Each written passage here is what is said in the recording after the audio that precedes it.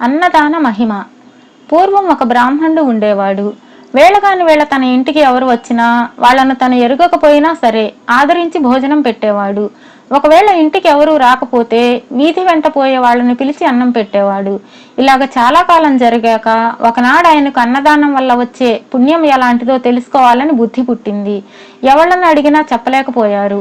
ఒక ఆయన ఏమన్నాడంటే, అన్నదాన మహిమ చాలా గొప్పది, దానిని వర్ణించాలంటే కాశీ అన్నపూర్ణకు తప్ప ఇతరులకు సాధ్యం కాదు. మీకు తెలుసుకోవాలని ఉంటే స్వయంగా అన్నపూర్ణాదేవిని అడిగి తెలుసుకోండి అని సలహా ఇచ్చాడు.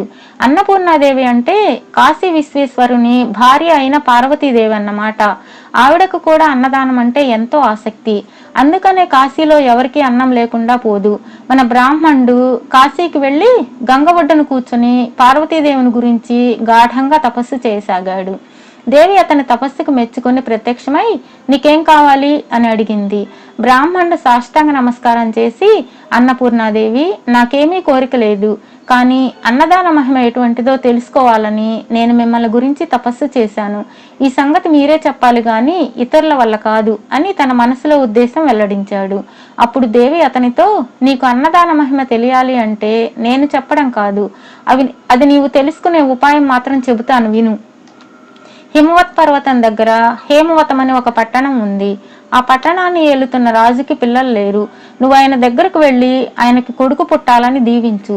ఆ రాజు సంతోషించి, బాబు మీకేం కావాలి అని అడుగుతాడు. అప్పుడు నీవు, నాకు పెద్ద కోరిక ఏమీ లేదు, నీకు కుమారుడు పుట్టిన తక్షణమే ఆ పిల్లవాడిని నేను చూడాలి. ఆ సమయంలో పిల్లవాడి దగ్గర రాణి కూడా ఉండకూడదు అని చెప్పు. ఇంతే కదా అని రాజు అందుకు ఒప్పుకుంటాడు.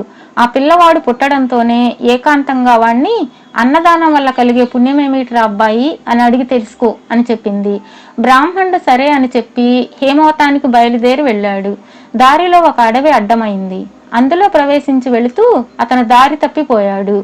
దారి తెలియక తచ్చాడుతుంటే ఆ అడవిలో ఉండే బోయవాడొకడు ఆయన అవస్థ కనిపెట్టి, ఏం బాబు దారి తప్పిపోయినట్టున్నారు, ఏ ఊరు వెళ్ళాలి అని ఆత్రంగా అడిగాడు. హేమవత పర్వతం దగ్గరకు పోవాలి అన్నాడు బ్రాహ్మణుడు. బాబు దారి తప్పి ఆమడ దూరం వచ్చేశారు, సాయంత్రం అయిపోయింది, పులులు సింహాలు ఉన్న అడవి ఇది, రాత్రి ప్రయాణం చేయకూడదు, పొద్దున్నే దారి చూపిస్తాను, ఈ రాత్రికి ఆగిపోండి అన్నాడు బోయవాడు.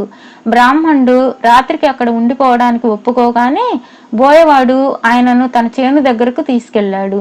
చేను దగ్గరకు వెళ్లడంతోనే బోయవాడు తన ఇంటికి అతిథిగా వచ్చిన ఆ బ్రాహ్మణుడికి భోజనం ఏం పెడితే బాగుంటుంది అని ఆలోచించాడు.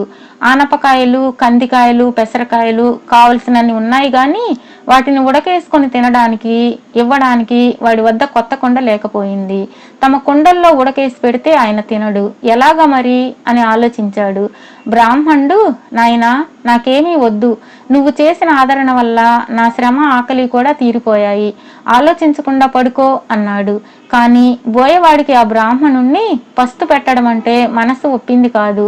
అంచేత ఇంత చారపప్పు పుట్టతేనా తీసుకొచ్చి తెచ్చి వాటితో ఆకలి తీర్చుకోండి అన్నాడు.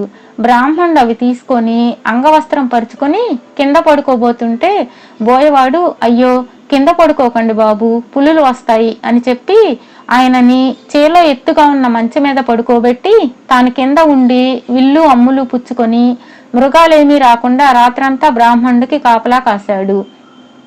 బోయవాడలా నిద్రపోకుండా రాత్రంతా కాపలా కాశాడు గాని తెల్లవారుఛామున నిద్ర ఆగక ఒక కునుకు తీశాడు.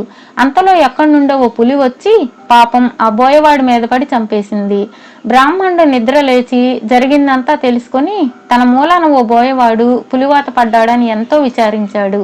బోయవాని భార్య బ్రాహ్మణునితో, స్వామి నా రాత ఇలా ఉండగా ఎవరు తప్పించగలరు, మీరు విచారించకండి, మీకు హేమవతానికి దారి చూపిస్తాను, నడవండి అని ఆయనను తీసుకెళ్లి దారి చూపెట్టి వెనక్కి తిరిగి వచ్చి భర్తతో పాటు సహగమనం చేసింది. ఆ బ్రాహ్మణుడు బోయ దంపతుల మంచితనాన్ని తలుచుకుంటూ హేమవతాన్ని చేరుకున్నాడు. అక్కడ రాజును చూసి పార్వతీదేవి చెప్పినట్లుగా దీవించాడు. పుట్టినప్పుడు మీ పిల్లవాణ్ణి ఏకాంతంగా చూడడానికి అనుమతి ఇవ్వాలని కోరగా రాజు అందుకు ఒప్పుకున్నాడు.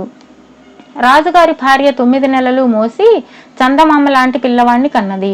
బ్రాహ్మణుడు ఎవరూ లేకుండా చూసి ఆ పిల్లవాణ్ణి అన్నదానం వల్ల కలిగే ఫలితం ఏమిటో చెప్పు అని అడిగాడు.